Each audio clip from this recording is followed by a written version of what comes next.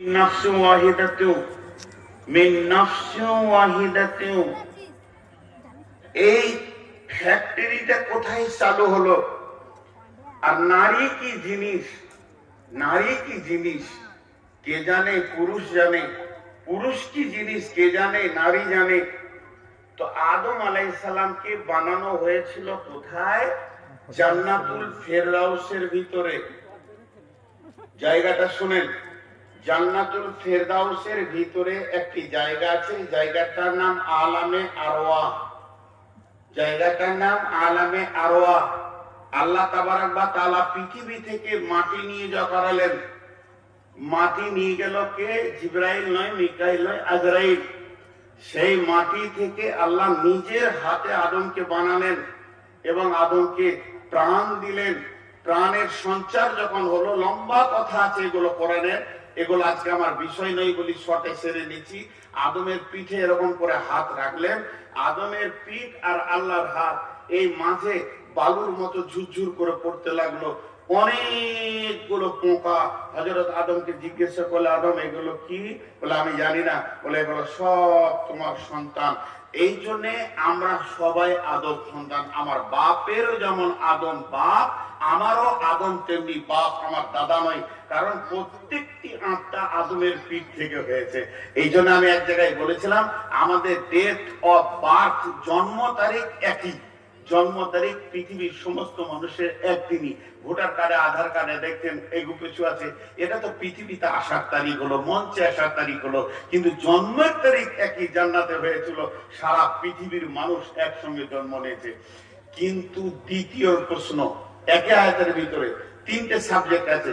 এক নম্বর বললাম বাপ আদম, তাহলে ওর আত্মা সম্পৃক্ত। আত্মা, আত্মা বলতে দেহ নয়, আত্মা সম্পৃক্ত বিবি হলো হাওয়া।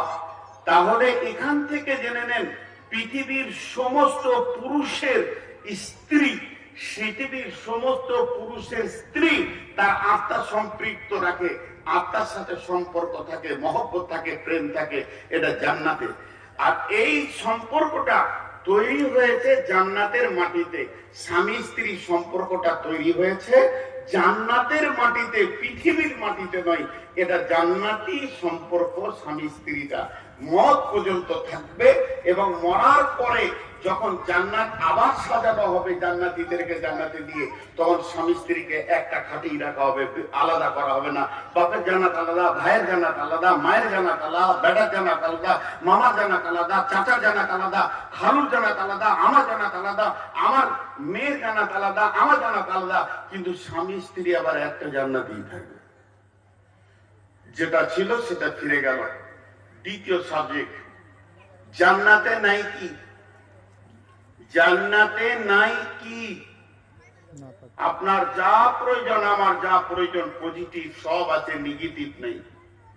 কিন্তু ওই রকম জান্নাত, যে জান্নাতে গেলে মানুষ আনন্দে আত্মহারা হয়ে যায়, যে জান্নাতে গেলে যাওয়ার জন্য আমরা সাজদায় পড়ে আছি, যে জান্নাতে পৌঁছানোর জন্য 30টা রোজা রাখলাম, যে জান্নাতটা পাওয়ার জন্য আমরা আকুল বেকুল হয়ে আছি।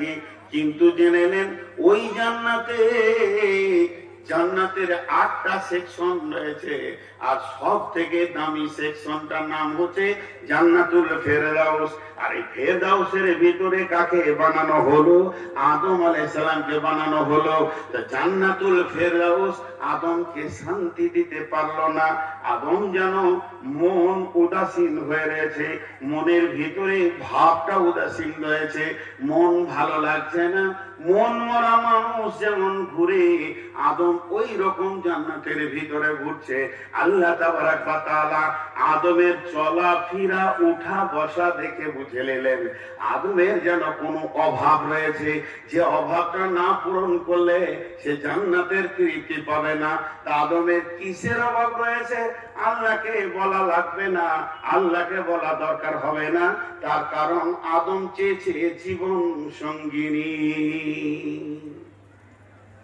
আদম ঘুমের মধ্যে আছে, হাওয়াকে আল্লাহ কুদরতে বানালেন ওর পাশলি হাড্ডি দিয়ে এবং আত্মা সম্পৃক্ত থেকে।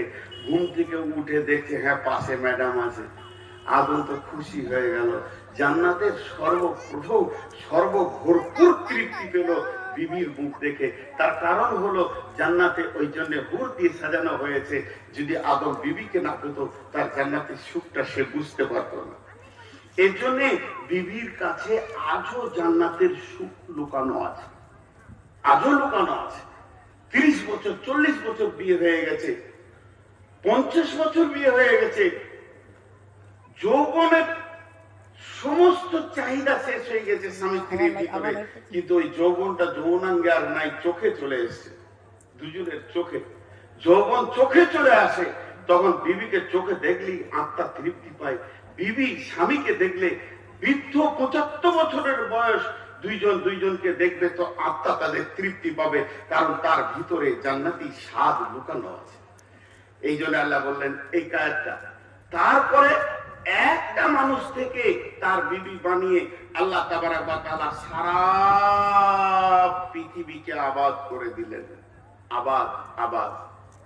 আল্লাহ বলছেন বিসমিল্লাহির রহমানির রহিম, ওয়া মিন আয়াতিহি আন খালাকা লাকুম মিন আনফুসিকুম আজওয়াজান লিতাসকুনু ইলাইহা ওয়া জাআলা বাইনাকুম মাওয়াদ্দাতাও ওয়া রাহমা ইন্না ফী যালিকা লাআয়াতিন লিকাউমিন ইয়াতাফাক্কারুন।